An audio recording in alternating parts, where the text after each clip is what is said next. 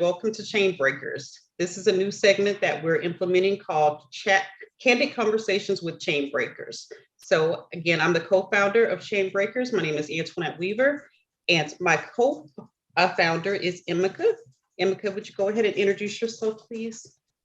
Again, my name is Emeka Okonkwo, and I'm one of the co-founders of Chain Breakers. And we just wanted to start having candid conversations just around different topics, bringing in different speakers, just so it's not only our voices that you're hearing, but also so that we get, influence and also information from the community, what people are really going through, what people have dealt with. And so we just wanted to start having these candid conversations. And tonight is our first one. So thank you for joining us. Tonight's topic, we're going to touch base on a little bit just about cultural and social influences, especially around hair. We know everything that happened with the Will and Jada situation. We know one of the biggest issues, or one of her concerns, was just that she was dealing with hair loss, and that was where she kind of felt disrespected. And so today we just want to talk about just different issues that we deal with around hair, how that relates to mental health, how it can impact mental health, and how it also impacts, identity and maybe even identity issues or identity concerns. So welcome to the conversation, and we hope that it touches you, it changes you, and that it helps influence you in some way. Thank you, Emeka. So tonight we have two lovely guests visiting us. We have Dr. Ava Smith and Latoya Christian. Ladies, would you like to briefly introduce yourselves? Yes, I am Latoya Christian. Hello, and as she said, my name is Ava Smith. Mm-hmm. Okay, thank you, ladies, for joining us for this important conversation. And like Emeka said, we wanted to kind of just touch on the incident that happened with Jada and Will, and to share the perspective of a woman who has struggled with hair loss and how that impacts you socially and as well as your mental health. And so we felt like it was an ideal time to just kind of dive into it. And so we'll go ahead and get started. So first, I would like to briefly just kind of share my experience with hair loss. So for the last 10 years or so, I've suffered with a bald spot that appeared in the center of my head. And so as it started to grow, of course, I reached like hysteria, like I'm going to lose all my hair. It's thinning. I'm, in my 40s.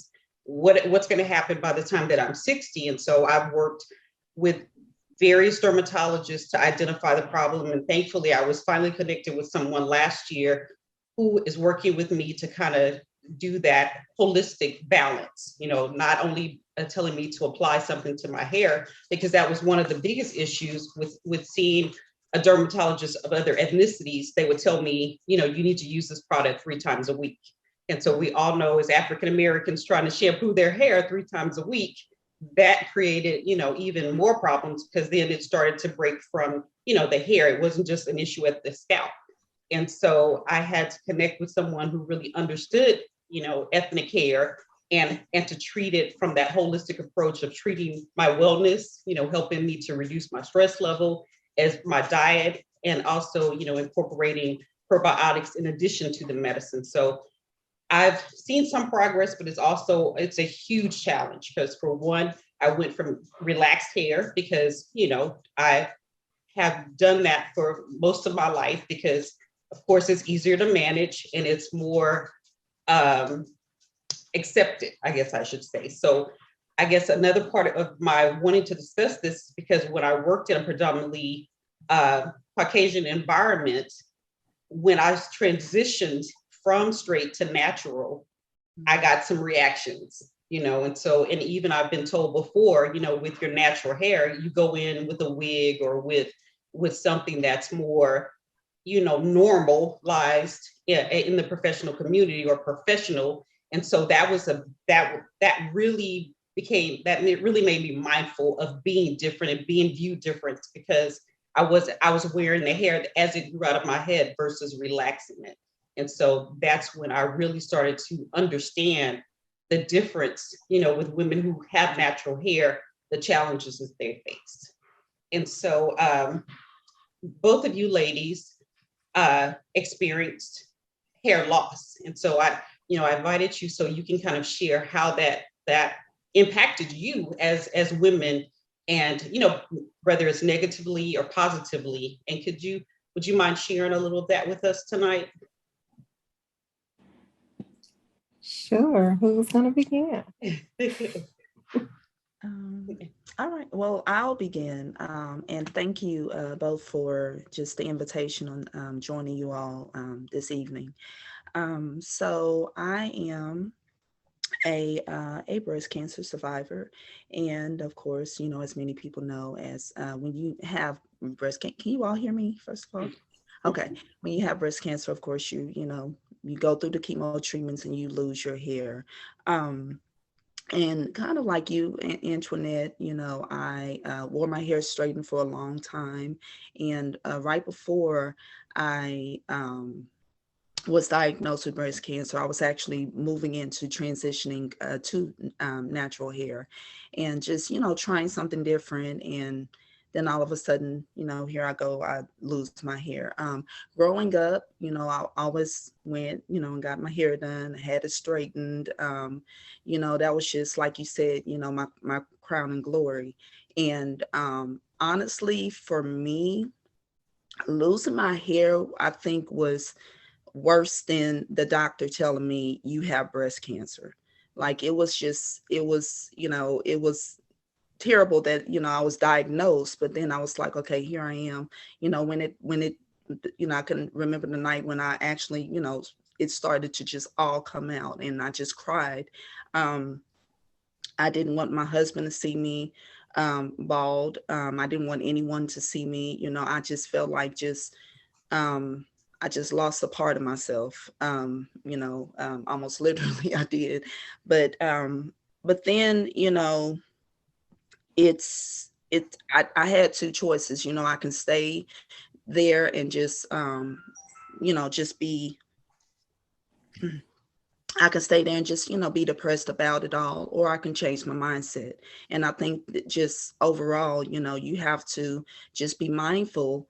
You know, you have to think of, you have to kind of change your thoughts about certain things. And I had already said that, you know, just going into this whole process, I was going to be positive. So, you know, so I just, you know, I just used it. I wore my scarves. I, you know, dressed it up. I eventually started wearing, you know, wigs, but I just made it, you know, just a better situation for myself. And what I realized through it all, really, um, I lost my hair, but I think I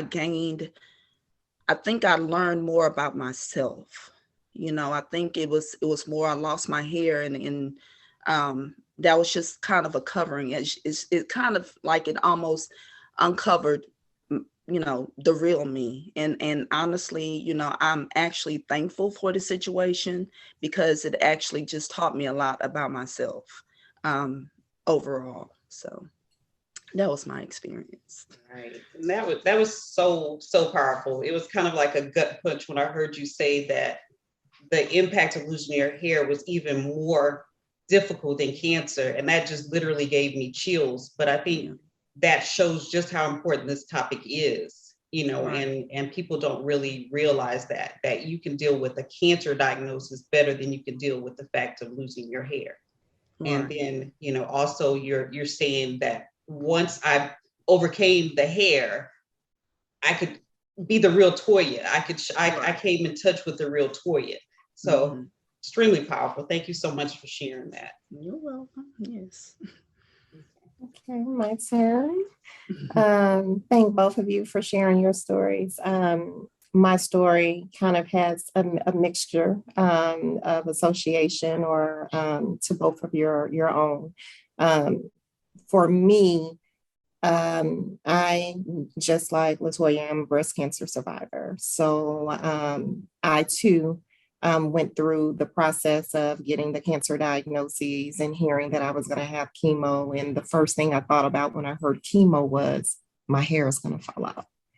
That is the first thing that I really thought about. And when I remember, as the doctor told me, she was of a different ethnicity, and she just said it so. And I'm sure she's used to saying that day in and day out to patients. And she said, "Okay, we're going to start this round, and by the second time that you come in for treatment, your hair is going to fall out." and then this, and this. And she said it just so freely and so candidly, like it was just nothing. And I remember just processing all of that. And at that time, for me, being who I am, I'm like, oh, I got this. It is what it is. Anyone that knows me is just kind of like, okay, I'm gonna move full speed ahead. It's not gonna affect me. It's not gonna bother me in any way, shape, or form. So I remember sharing that with some very important people in my life. I shared it with family. I shared it with a few friends that were extremely close to me.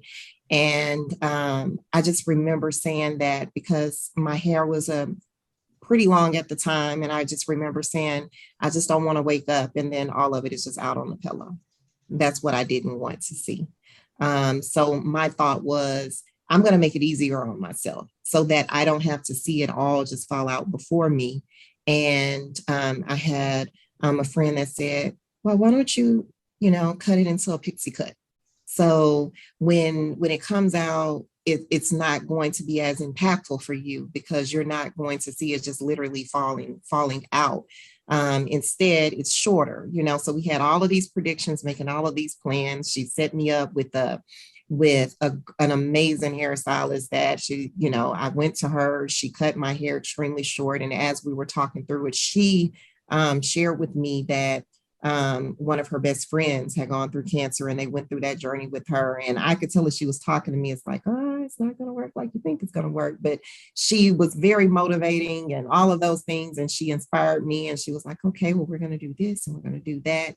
And sure enough, that second treatment, I got home and my hair just began to hurt. And I remember telling my husband, I said, I think my hair is about to fall out. And sure enough, it was just hurting just to the touch of it. It was hurting. And I got in the shower and I was like, okay, I'm just going to wash it to just give me to just relax it. It just hurt so bad. And it literally just began to come out as I was washing it in the shower. And he seen my face and he said, okay. So, I dried off and I just remember just being devastated at seeing it come out. And again, that vision of having this plan and, oh, I'm gonna be good, this pixie cut and all of these different things. It's not gonna faze me, my hair coming out. And he didn't say a word. He grabbed the brush and he just began to just brush the rest of my hair out. And I just remember sitting there and I just boohoo cried. And I never imagined, like for you, Latoya, you said that was worse than the diagnosis. For me, I thought I had it. I was like, oh no, I'm gonna be good. Never did I think that I was going to respond that way. And I looked at myself and I immediately said, I'm ugly. And it took so much of that building up because I already had, certain things behind the scenes that I felt about myself and my hair and how it defined me and all of those different things. And for that part of me to be gone in that way, I just completely shut down. And again, amazing people in my life that came in droves in different ways. I had amazing friends that said, okay, we're going to do a scarf wrapping party. And they came over with all of these different scarves and, showed me how to tie them in order for it to be pretty. And I had another friend that was like, okay, you don't wear makeup. You need to start wearing makeup. So how do you put this makeup on? I had an amazing beautician at the time that said, you know what? I'm going to gift you with a wig. All of these different people that step in so many different ways in order to bring that level of confidence. But it wasn't that I possessed it naturally. I had to have all of these different people that poured that into me in order for me to be able to see it. And I questioned, why did it require so much validation from other people that I was beautiful with my hair having fallen out? And it took it back to the degree of we're so oftentimes within society defined by characteristics. And when those characteristics leave us, then we're left to feel as if we're not good enough, that we're not beautiful enough. And that was confirmation of me to begin to review. And like Latoya said, to begin to see myself from a different lens and how I fell victim to societal's standards and norms of what was characterized as beautiful. So that's my story. And the stages and the phases that I went through after my hair loss. Wow. Thank you. Thank you so much for sharing that. And again, such a powerful story. And it just really resonated with me because, again, I just can't even imagine just walking into the shower and it's all gone. But it's just watching as I'm combing my hair and the hair, is in the brush or the hair that's fallen in the restroom. And it was a gradual process. So for that to happen instantaneously, I just can't even imagine how difficult that would have been. But again, it's just like just losing that hair, you lose a part of who you are. Yes. It's just like, I don't know, I would cut my hair, but it was the way I expressed myself. I would cut it short or I would color it. And I remember saying over and over again, oh, it's just hair, it'll grow back. But then when I was faced with that reality, it may not come back. Then being myself and the person as I saw myself before could no longer exist, and that was a real epiphany for me. And I can't honestly say that I'm still over it. I still do things to camouflage, because it's a condition, they call it hot comb syndrome, which is it's a product of what we've done to our hair for years with hot combs and relaxers and pulling our hair. So even now it's ironic, I have to kind of pull it up so I can camouflage that area. So it's still causing that tension, but I haven't yet gained that confidence to just walk out and let everyone see that thin spot surrounded by all that full, thick hair. So it's definitely a journey. And it's, and Emeka, we want to pull you in, of course, because we've talked about it from the female perspective and how it means so much to us as females, but can you chime in and just speak on the male influence of this or the impact of this? First of all, I just want to say, thank you to the ladies that spoke today that are speaking. It's like, it's so much and it's so much deeper. Like this conversation definitely is more than 30 minutes. We talked about when we're talking about how does it impact our mental health, when we're talking about identity, it's like our hair is such a big part of our identity, right?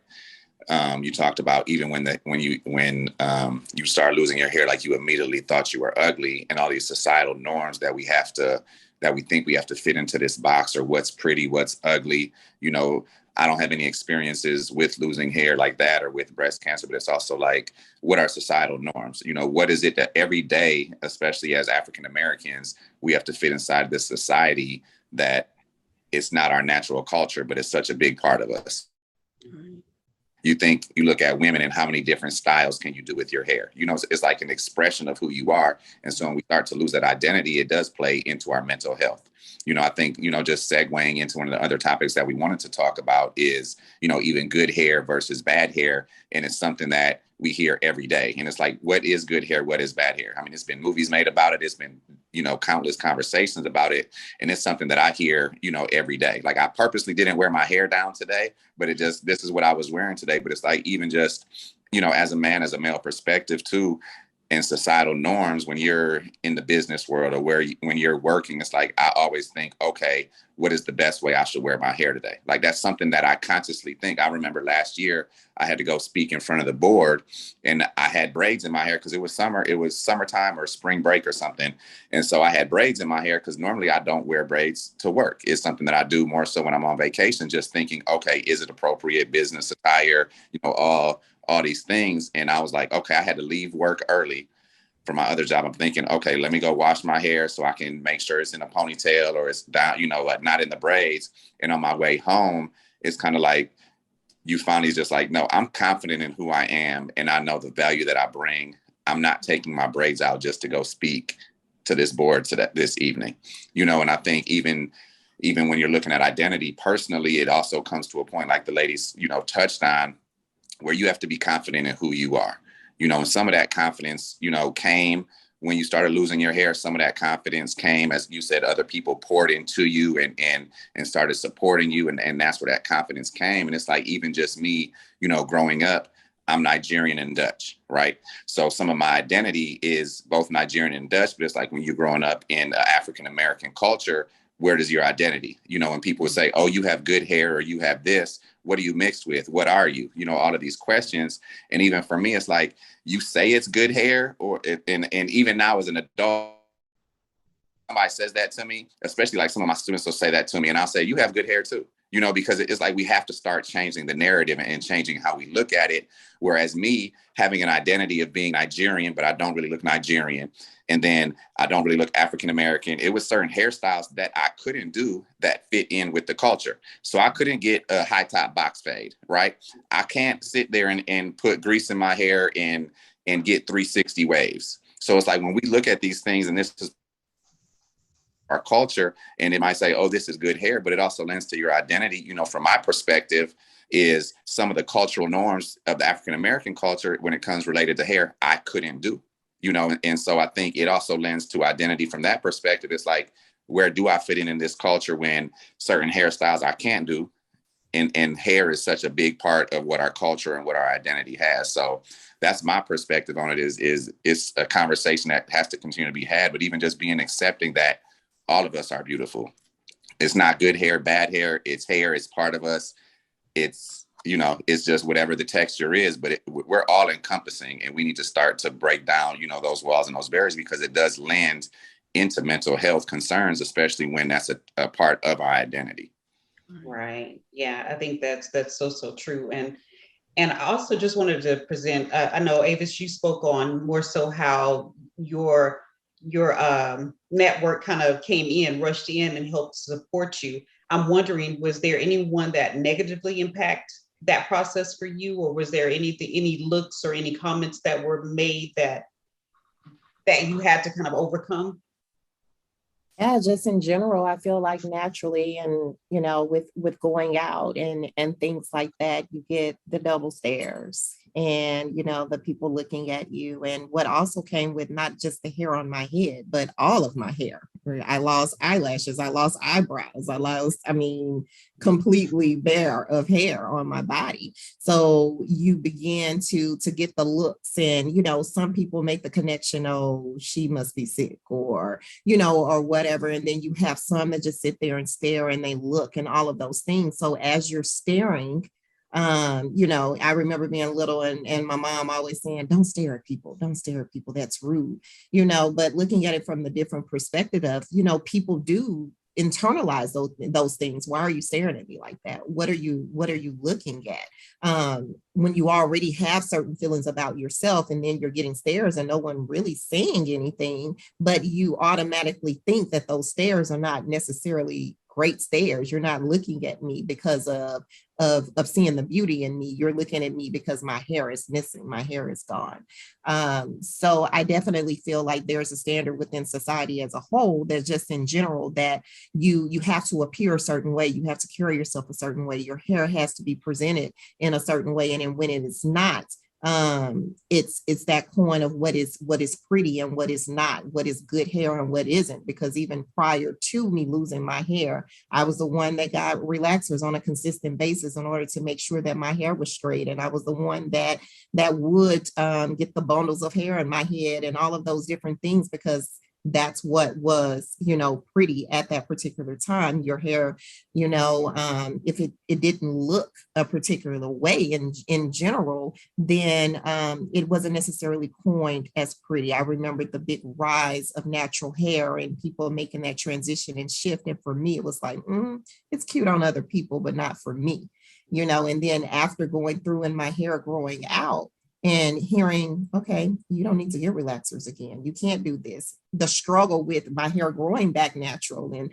okay, now what am I going to do with my hair? And all of these things that I coined as pretty for so long, now I can't partake in those same styles. I had people to tell me, oh, it's something about chemo. When your hair grows back, it's going to come back a good grade. As to say, the grade that I had prior to my hair falling out was not good. So it's all of these things that people naturally say. And I think they feel that it's to kind of build you up sometimes, and they don't realize how the words tear you down. So that's just something to be mindful of. And, Emeka raised a great point of building everyone up and letting them know that whatever their characteristics are, that it is beautiful. And we don't have to be defined by all of these standards that have been set up before us within society, but instead that we can define ourselves by our own terms. So now when I think back and I look back at myself and I'm like, wow, I was beautiful. Why couldn't I see that within myself at that particular point in time? And just to, it's just to look back on that time, it just shows the process that I had to go through emotionally in order to be built up to the point to be able to see myself in that way, regardless of what my hair looked like. Right. Thank you for that. Latoya, you have anything to add on that? She pretty much said it all. Like everything that that Avis spoke about, I was able to resonate with. Just going through the whole process, getting the stares, like she said. With people. After you lose your eyelashes and everything, even if you have like for me, like I said before, I never went out with my hair completely bald. I always had a scarf. I eventually started wearing a wig. But then, you don't have lashes, you don't have any eyebrows. So eventually trying to draw them in, but it did take a while for me to get to the point where, just be yourself. This is what you're going through, and you're going through it for a reason. And we may not realize what the reason is, but now I understand that my reason is to be here with you all and just to share my story with others. And just loving yourself for who you are, hair or no hair. And society, unfortunately, has played a major part, like Avis was saying, just a major part of saying certain things like, oh, your hair is going to grow back better, or just looking at different images on TV or on other social media networks, and with the straightening of the hair and just different things.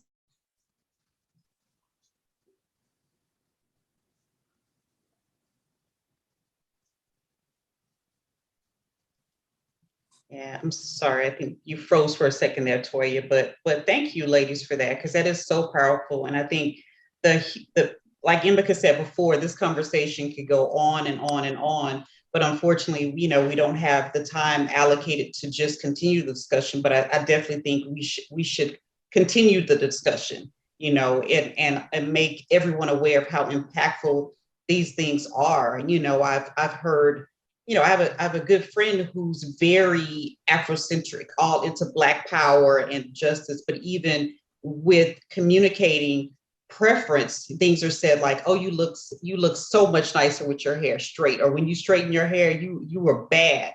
But why am I not equally as bad when my hair is coily? And so I think we just have to be mindful of the messages that we're putting out there, and that we advocate for ourselves and normalize our beauty, our way, and not defined as others think that we should appear. And so I think we definitely have to keep talking. We have to keep bringing this awareness so everyone understands the magnitude of this. It's not just about my feelings being hurt, but it's actually my soul being hurt, because I'm hearing these negative things about myself and how I was put on this earth, how I was produced, and the need with someone else's influence of me changing that. So I can't thank you ladies enough for joining us and to have this discussion. I know that you have to be vulnerable to basically discuss these things, but as Toya said, I definitely believe that it's our purpose to share our stories. We can't be impactful. And what's the point of going through a test if you don't turn it into a testimony? Right. So I really applaud you and your bravery and your intention tonight of coming in and making others aware of how this is truly, something that's really impacting our community. Okay. Well, thank you for having me. Appreciate it. Yeah, I just want to say thank you again too. you know, one of the things that Ava said too is just how a lot of things that she heard throughout her life were internalized. And so it's like we have to start changing the things that we speak into life, right? The way we speak to our children, the way we allow other people to speak into them, even when somebody speaks wrong, correcting them, you know, so that way our children, another generation, isn't internalizing these same things that we've had to internalize. And I think one of the main ideas and one of the main driving forces behind doing Chain Breakers too. Earlier, Ava said that, you know, her doctor kind of just said something nonchalantly about her losing her hair. And I think one of the things that we talk about is just having people that are culturally competent, right? And culturally aware. And that's one thing that we have to with doctors. And even if we're here talking about mental health, and that's one of the things that we're putting out and the message putting out here is we have to have culturally competent counselors, culturally competent therapists. So that way, if you are dealing with something, if you are going to a counselor and something that a doctor said touches you, okay, is the therapist or the counselor you're going to able to support you in a better way? Or are they, you know, giving you the same messages that that doctor, you know, is giving you as well? And I think that's one of the main things that we're really trying to do is making sure, you know, especially in the African-American community, when we're not seeking counseling or when we're not going to see, you know, therapists and all of that, that we have to start to, because it's so many things that we carry on our shoulders and that we carry internally. And we have to start to break those chains. And that's one of it is going to seek, you know, that help and that guidance, but also making sure that if you don't like the way a doctor or a therapist is working with you, or you don't think they're culturally competent, you know, find another one. You know, don't stop and hold them accountable to what it is, the type of care, you know, that you want and that you deserve as well. Yes, I totally agree. It's we have to use our voices. We have to be heard, and we have to demand the respect that we need to heal and to move forward. So awesome! I'm so excited about this conversation, guys, and I definitely look forward. Hopefully, you'll join us back later. We're going to be talking more deeply into issues that impact our community, as well as, you know, women's issues, relationship issues. So I'll definitely be inviting you back in. So thank you for your time. Thank you so much.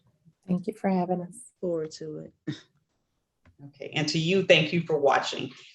We definitely plan to move forward with Chain Breakers and bring forth these important topics. So if you have something that's on your heart that you want to hear us discuss, please share with us. You know, DM us, leave a message on our Facebook pages, or even at email. We're at chainbreakers 2022 at gmail.com. So again, thank you for watching.